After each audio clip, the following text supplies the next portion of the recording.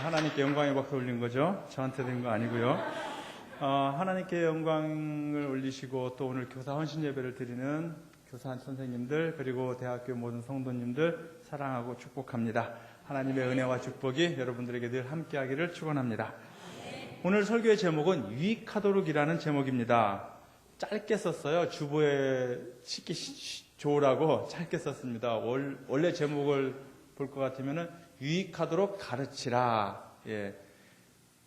이렇게 이해해 주시면 되겠습니다. 저는 우리 선생님들 너무너무 사랑하고 존경하고 참 좋아합니다. 우리 선생님들은 일당백이라는 생각이 들고 어디서 교육을 받았는지 참 교육도 잘 받았고 또 교육도 잘 시키는 분이 우리 교사 선생님이다라는 생각을 합니다. 예. 그런데 우리나라 속담에 달리는 말에 채찍질 한다고 여러분들에게 혹시라도 도움이 될까 해서 몇 가지 권면의 말씀을 드리려고 합니다. 나 그렇게 하고 있는데 아시죠? 예, 그런데도 채찍질 하는 거예요. 여러분들 잘하고 있는 거 알고 참 자랑스럽게 생각을 합니다. 너무 노엽게 듣지 마시고 여러분들이 못해서 이렇게 얘기하는 것이 아니라 여러분들 잘하고 있기 때문에 더 잘하라는 말씀으로 드리는 권면의 말씀으로 이해해 주시면 감사하겠습니다. 오늘 본문을 보면은 하나님은 우리의 구속자시요 거룩하신 분이시며 우리에게 유익하도록 가르치시고 우리로 하여금 마땅히 행할 길로 인도하시는 분이라고 하였습니다. 하나님은 우리를 유익하도록 가르쳤기 때문에 우리도 어떻게 해요? 유익하도록 가르쳐야 되겠죠. 하나님의 제자가 그렇죠? 하나님의 제자답게 훌륭한 선생님으로서 가르쳐야 됩니다. 무익한 성도, 무익한 교사는 하나님 나라에 결단코 합당하지 않다라는 사실입니다. 유익하도록 가르치기 위해서 먼저 해야 될 일이 있습니다. 그것이 뭡니까? 내가 유익하게 가르치기 위해서는 유익한 사람이 되어야 합니다. 그렇죠? 하나님은 우리에게 유익한 분입니까? 무익한 분입니까? 유익한 분이시죠. 유익하니까 또 유익한 가르침을 주고 또 그 길로 인도하시고 있습니다. 그래서 우리는 유익한 사람이 되어야 되는데요. 5년 전입니다. 2010년 10월 10일 날 MBC 방송 일요일 밤에 소개된 어느 초등학교 2학년의 시를 제가 소개해 드리겠습니다. 엄마가 있어 좋다. 나를 예뻐해 주어서. 냉장고가 있어 좋다. 나에게 먹을 것을 주어서. 강아지가 있어 좋다. 나랑 놀아 주어서. 아빠는 왜 있는지 모르겠다. 아빠는 왜 있는지 모르겠대요.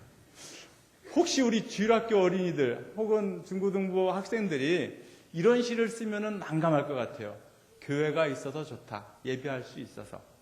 성가대가 있어서 좋다. 아름다운 찬양을 들을 수 있어서. 또 친구가 있어서 좋다. 함께 놀 수 있어서. 교사는 왜 있는지 모르겠다. 그러면 곤란해지는 겁니다. 네, 선생님이 있어 좋다. 나에게 유익하도록 가르쳐 주셔서 이렇게 나와야 한다는 사실입니다. 근데 이제 난 누구 선생님 때문에 그 선생님 때문에 교회 가기 싫어. 네. 제 친구 하나도 교회 가서 장난치고 떠들었답니다. 처음 교회 갔는데 친구들이랑 장난쳤는데 선생님이 호통을 치더래요. 그다음부터 교회를 안 나가서 아직도 안 나간답니다. 네. 이해는 되긴 합니다. 그죠? 이해는 되긴 해요. 선생님들이 항상 아이들 오냐오냐 할 수는 없어서 예배 시간에 경건하게 조용하게 드리라고 하는 건데 사랑에 호통을 친 건데 그것을 오해하는 경우가 있습니다. 그렇지만 어떻겠습니까? 하나님은 우리들의 선생님들의 마음을 알아요. 그죠? 네. 우리가 다 완벽할 수가 없어요. 우리가 완벽할 수가 없기 때문에 하나님께 모든 것을 맡기고 우리는 최선을 다하는 것입니다. 그런 모습을 보여주면 돼요.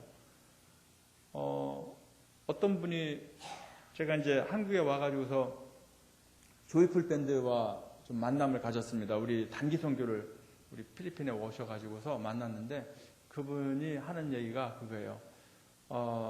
선교사님이 선교를 잘하고 못하고 있는지는 딱 보면 안 돼요. 가슴이 뜨끈해집니다. 네. 선생님들이 아이들을 사랑으로 잘 가르치고 있는지 그렇지 않은지는 아이들이 알아요. 우리 선생님 날 사랑하고 계시는구나. 아이들이 알아요. 선생님들이 사랑의 마음만 갖고 있으면은 그 사랑이 자동으로 전달될 수밖에 없습니다. 마가복음 9장 42절입니다. 또 누구든지 나를 믿는 이 작은 자들 중 하나라도 실족하게 하면 차라리 연자맷돌이 그 목에 매어 바다에 던져지는 것이 나으니라. 어린아이 하나 실족하게 하는 것, 그것은 내 목에 연자맷돌이 매어 달려가지고서 바다에 던져지는 것, 차라리 그게 낫다는 거예요. 차라리 네가 죽는 게 낫지 어린아이 하나 실족하게 하는 것은 결단코 있을 수 없는 일이다. 지구 인구의 3분의 1이 15살 미만입니다. 지금 피라미드 형태로 지금 연령층이 그렇게 되어 있다는 사실이죠. 어린이들이 훨씬 더 많습니다. 필리핀은 더더욱이나 어린아이들이 많습니다. 18세 미만이 반이라고 생각하시면 돼요. 노인들 보기가 어렵습니다. 가끔씩 보여요. 가끔씩. 장수하지 못합니다. 어린아이들이에요. 어린아이를 포기하면은요, 미래를 포기하는 것과 같습니다. 저는 선교사로 가기로 결정되고서 과연 내가 필리핀에 가 있을까? 근데 언젠가 보니까 필리핀에 가 있는 거예요. 벌써 7개월이나 됐어요. 설교 준비하면서 이거 설교 준비는 하지만 이거 설교할 때가 올까? 벌써 이렇게 왔어요. 예정된 날은요, 반드시 오게 되어 있습니다. 어린이들은요, 예정되어 있어요. 무엇이요? 어린이 되도록 예정되어 있어요. 이 나라의 기둥, 이 나라의 주역이 될 날이 예정되어 있어요. 그날은 반드시 옵니다. 그 미래가 누구에게 달려 있습니까? 그 아이들을 지도하는 선생님에게 달려 있습니다. 지금 아이들 성경 말씀 보는 시간이 많을까요? 텔레비전이나 스마트폰, 컴퓨터 하는 시간이 더 많을까요? 어떤 게 많을 것 같아요, 여러분들 보기에? 성경 보는 시간 훨씬 더 많죠? 웃는 거 보니까 아닌가 보네요. 그러면은 성경 보는 시간이 1이라면은 텔레비전 보는 시간은 한 2 정도 되나요? 70? 어쨌든 세상 교육이 훨씬 더 많아요. 세상적인 것이 더 많이 저들에게 노출되어 있습니다. 제가 처음으로 선교사가 되어야 되겠다는 생각을 한 것이 2003년, 2004년입니다. 필리핀에 가보니까요, 2003년도에 필리핀에 가보니까 판가시난을 중심으로 해가지고서 선교를 하는데, 그때는 주로 집짓기 이런 거 안 하고 선교 집회를 했습니다. 보통은 2번, 많으면 3번도 집회를 합니다. 보통 학교, 초등학교나 중고등학교 이런 데 가서 집회를 하는데요. 가는 데마다 마리아상이 있고요. 학교 입구에 마리아상이 있고, 뭐 그림도 곳곳에서 볼 수가 있습니다. 심지어는 하나님상도 제가 봤어요. 하나님상도 있어요. 하나님상 앞에서 기도하고 있는 사람이 필리핀 사람입니다. 우상 숭배하는 나라예요. 카톨릭이 80이나 됩니다. 80%. 이슬람 세력이 한 10% 되고요. 그 다음에 이글레시아니 그리스도라는 이단 교회가 한 8% 되고요. 기독교는 제가 볼 때 한 7%나 될까요? 정말 작습니다. 정말 작아요. 대통령 취임 같은 거 할 때요, 카톨릭 수장이 오고요, 이슬람 수장이 오고요, 이글레시아니 그리스도 그 수장이 오고요, 기독교 수장이 가긴 가요. 대표가 가는데 제일 찬밥 신세예요. 이단이 많은 나라. 카톨릭은 제가 볼 때 가장 큰 이단이에요. 하나님 성경 말씀보다도 교회의 권위를 더 높이는 나라가 교회가 카톨릭 교회입니다. 그러니까 뭐 하나님 신상도 만들고 예수 신상도 만들고 마리아 신상도 만들고 거기에 절하고 있는 거예요. 여러분 잘 아시죠? 하늘의 것이나 땅의 것이나 무엇으로도 신상을 만들지 말라고 그랬어요. 요즘 어린이집에 보내기 좀 불안하시죠? 여기는 어린이집에 손주 정도 보내시는 분들이 좀 많은 것 같은데 사고가 참 많습니다. 그래서 교회에서 어린이들을 맡아줬으면 좋겠다라는 그런 이야기도 들리고 있는데요.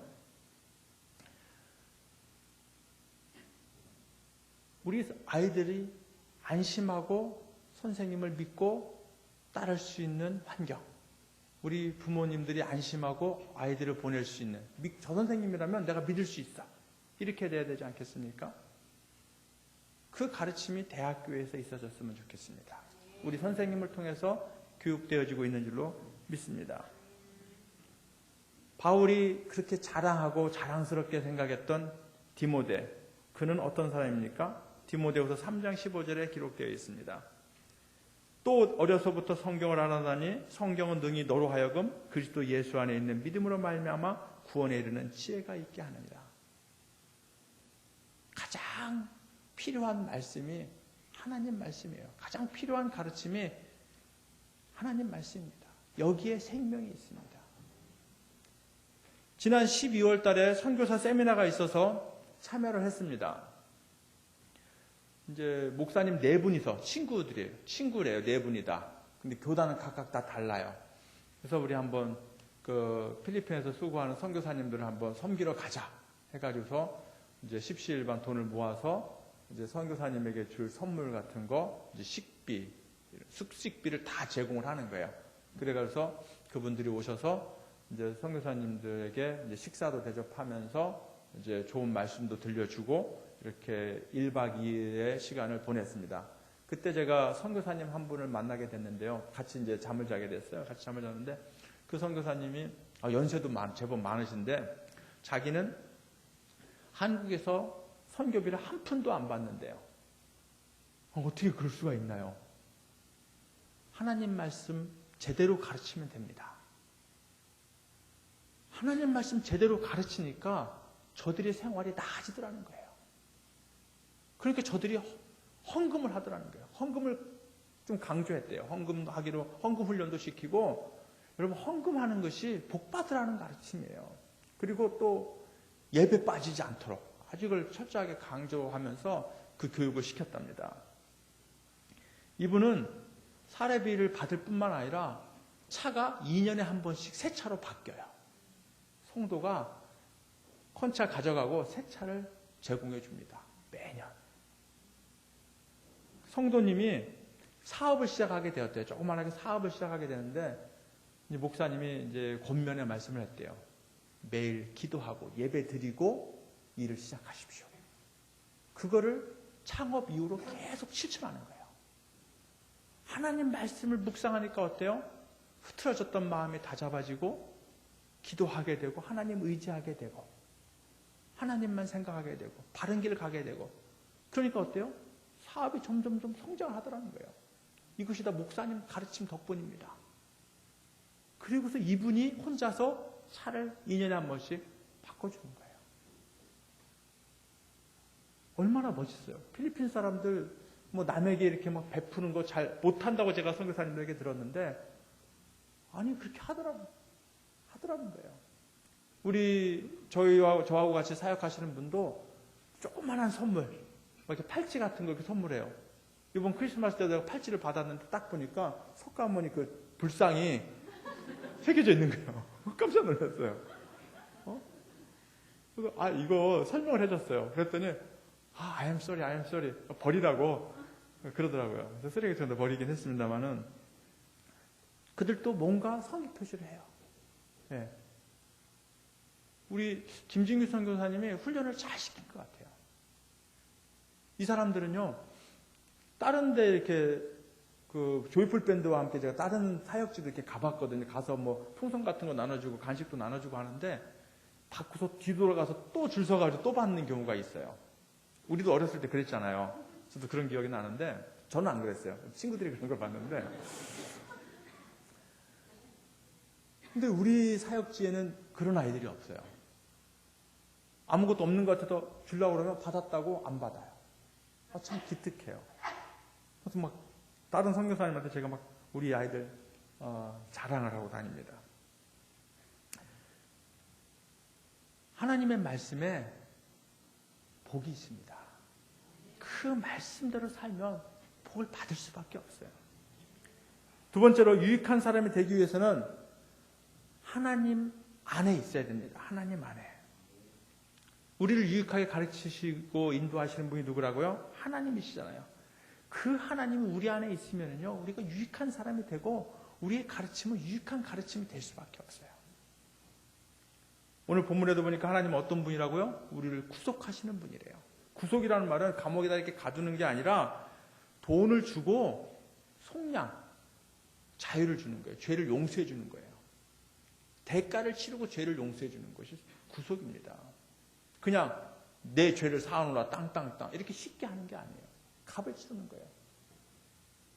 여러분들 하나하나 한 분 한 분에게 그 죄값을 계산해 보니까 온 천하를 주고도 계산이 안 되더라는 거예요. 여러분의 죄가 엄청나게 많다는 거예요. 하나님의 아들 독생자 그 생명의 값을 치러야만이 우리의 죄를 씻을 수가 있더라는 거예요.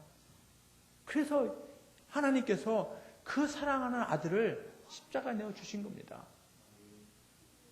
팽목항에서 그 아이를 기다리던 그 부모의 심정 여러분들 헤아려 보셨습니까? 시체라도 찾은 부모가 부럽다라는 그 부모의 마음이 얼마나 아프겠습니까? 자다가도 그 아이들의 비명소리, 그 깜깜한 암흑 속에서 그 차가운 바다에서 점점점 숨은 차올라오고 죽음의 공포가 밀려오고 결국에는 추워서 그곳에서 얼어 죽은 그 아이를 생각하는 또 그 시체라도 찾고 싶어하는 그 부모의 마음을 헤아려 보셨습니까? 부모라면 그 자식 사랑하지 않겠습니까? 근데 우리 하나님은 어때요? 채찍 맞는 자리에 그 아들을 내어놓으셨습니다. 십자가를 지고 골고다 언덕에 올라가게 하셨고요. 양손과 발에 못이 박히게 했고요. 옆구리에 창자국을 창에 찔리게 하셨습니다. 팽목항에 있는 그 부모들은 사고라고 하지만 하나님은 그 아들을 의도하여서 내주셨습니다. 왜요? 우리의 죄를 씻기 위해서 그렇게 하셨습니다. 그 하나님을 생각하면 우리의 마음속에 감사가 있어야죠. 하나님의 마음이 우리 안에 있어야죠. 어린아이를 바라보았을 때 사랑의 마음으로 바라보아야지요. 저들의 손을 잡아줘도 그리스도의 이름으로, 대접하는 것도 그리스도의 이름으로, 내가 하나님께 이 큰 은혜를 입었는데, 큰 사랑을 받았는데, 죄에서 구속함을 받았는데 너도 이 사랑 안에 있어야 되지 않겠니? 하면서 그 하나님의 말씀을 전해주는 교사의 마음은 정말 소중한 마음입니다. 아마도 하늘나라에서 가장 큰 상급을 받을 사람들이 교사가 아닐까 싶습니다. 하나님이 그 아들 예수님을 미워했습니까? 미워해서 십자가에 달려 죽게 하신 건가요? 아니잖아요. 성경 곳곳에 기록되어 있습니다. 내 사랑하는 아들이라고. 마태복음 3장 17절 하늘로부터 소리가 있어 말씀하시되 이는 내 사랑하는 아들이요 내 기뻐하는 자라 하시니라. 기뻐하는 아들이었어요. 말썽꾸러기의 아들이 아니라 하나님의 말씀을 한 번도 어기지 않은 순종하는 아들이었습니다. 이사야서 49장 15절에 보면 여인이 어찌 그 젖먹는 자식을 잊겠으며 자기 태에서 난 아들을 긍휼히 여기지 않겠느냐. 그들은 혹시 잊을지라도 나는 너를 잊지 아니할 것이라. 하나님은요 결단코 자식을 잃어버리지 않겠다는 거예요. 그 하나님이 예수님을 또 얼마나 사랑하셨겠습니까? 그 사랑하는 예수님까지 버릴 정도로 우리를 사랑하셨다는 이야기입니다. 요한복음 3장 16절 다 같이 한번 해볼까요? 하나님이 세상을 이처럼 사랑하사 독생자를 주셨으니 이는 그를 믿는 자마다 멸망하지 않고 영생을 얻게 하려 하심이라. 아멘. 하나님은 여러분을 사랑하십니다. 우리를 사랑하십니다. 맨날 듣는 소리, 식상해. 새로운 말 없나? 없습니다. 없어요. 하나님이 나를 사랑한다는 거. 내 죄를 다 씻어주신다라는 거, 이 말은 진리입니다. 이 말은 계속 들어야 할 말이고 계속 가르쳐야 할 하나님의 영원한 말씀입니다. 그래서 유익한 사람은요, 하나님의 말씀에 순종해야 합니다. 시편 119편 37절에 이렇게 기록하고 있습니다.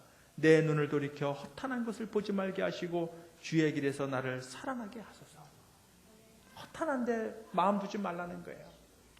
오직 주의 길에서 나를 살아나게 해달라고. 하나님의 말씀에 순종하면은요, 복이 있습니다. 기쁨이 있습니다. 정말 행복하고 싶습니까? 하나님 말씀대로 사십시오.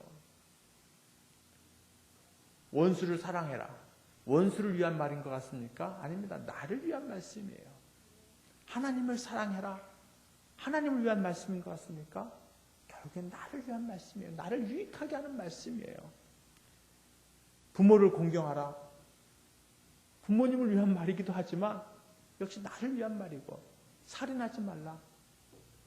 나를 위한 말이고요. 간음하지 말라. 나를 위한 말입니다. 간음하고 살인하고 부모 공경하지 않고 하나님 말씀 거역해서 잘 되는 사람 보셨습니까? 없다는 이야기입니다. 다 아는 내용이지만 잘 실천하지 못해서 참 안타깝기도 합니다. 이스라엘 백성이요, 하나님 말씀 잘 알아요. 스스로 하나님의 백성이라고 생각을 했습니다. 그런데 저들은 하나님을 하나님답게 여기지 않았습니다. 이사야서 48장, 오늘 읽은 이사야서 48장 1절에 보면은 야곱의 집이여 이를 들을지어다. 너희는 이스라엘의 이름으로 일컬음을 받으며 유다의 허리에서 나왔으며 여호와 이름으로 맹세하며 이스라엘의 하나님을 기념하면서도 진실이 없고 공의가 없도다. 진실이 없고 공의가 없는 거예요. 하나님의 이름을 부르고 하나님의 이름을 맹세하는 사람들이 진실하게 행하지 않아요. 공의를 실천하지 않습니다. 하나님은 저들에게 너희들 바벨론 포로로 잡혀가게 될 거다. 너희들 그렇게 살지 말아라. 바벨론도 의지하지 말고 애굽도 의지하지 말고 오직 나만 의지해라. 이사야를 통해서 누누이 얘기를 했거든요. 근데 그들은 하나님 의지하지 않았어요. 말은 하나님 백성이라고, 나 하나님 믿는다고 하면서도 하나님 의지하지 않았어요. 결국에는 포로로 잡혀갔습니다. 하나님은 이미 예고했어요. 왜 예언했습니까? 저들로 하여금 오해가 없게 하려고. 우리 하나님이 저 바벨론의 신보다 더 약한가 보다. 이런 오해하지 말라고.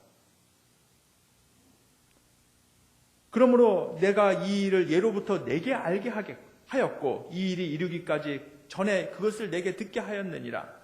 그것을 내가 듣게 하여 내가 이것을 내 신이 행한 바요 내가 새긴 신상과 부어 만든 신상이 명령한 바라 말하지 못하게 하였느니라.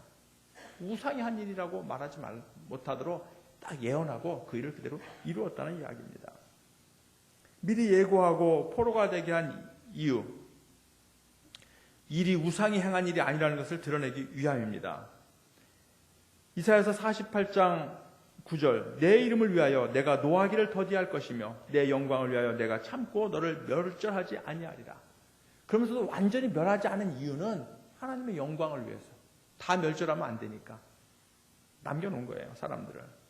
그리고 다시 회복시켜 주십니다. 그래서 하나님의 자비를 나타내고 하나님께 영광을 돌리게 하였다는 사실입니다. 어떻게 인구도 얼마 많지 않은 그 약소국이 그 큰 바벨론에게서 독립을 할 수 있었겠습니까? 하나님의 은혜가 아니고서는 결단코 할 수 없는 일입니다. 너희는 다 모여 들으라. 나 여호와가 사랑하는 자는 나의 기뻐하는 뜻을 바벨론에 행하리니 그의 팔이 갈대아인에게 임할 것이라. 그들 중에 누가 이 일들을 알게 하겠느냐. 갈대아 사람들을 하나님께 다시 치겠다는 거예요. 역사 속에 이 모든 일이 이루어진 것을 우리는 잘 알고 있습니다. 모세와 이스라엘 백성들이 어떻게 애굽 땅에서 나왔는지 한번 기억해 보십시오. 바로는요, 하나님의 심판을, 그 경고의 메시지를 무시했어요. 그 결과 어떻게 되었습니까? 10가지 재앙을 그대로 다 받았어요. 불순종하면 화가 있지만 순종하면 복이 있다는 사실입니다. 이사야서 48장 18절 19절 오늘 본문에 바로 이어지는 말씀입니다. 내가 나의 명령에 주의하였더라면 내 평강이 강과 같았겠고 내 공의가 바닷물결 같았을 것이며 내 자손이 모래 같았겠고 내 몸의 소생이 모래알 같아서 그의 이름이 내 앞에서 끊어지지 아니하겠고 없어지지 아니하였으리라 하셨느니라. 하나님 말씀을 순종했으면 정말 후손들이 모래알같이 많아지고 참 평화롭게 이렇게 살았을 텐데 그렇게 하지 못했다는 이야기입니다.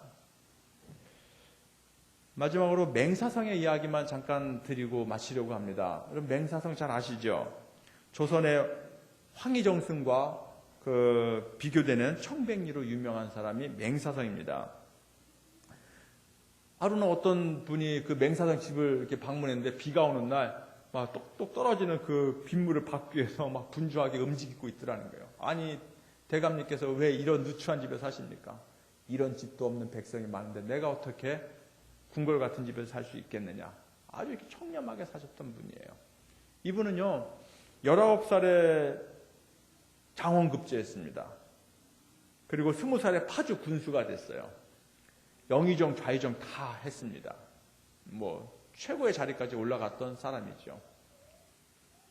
하루는 이분이 이렇게 길을 가는데 아이들이 검정 소를 갖다가 막 괴롭히는 거예요. 막 눈도 찌르고 막 올라타기도 하고 소를 막 괴롭히는 거예요. 막 때리기도 하고. 근데 소는 그냥 꼼짝 않고 그 학대를 다 당하고 있더라는 거예요.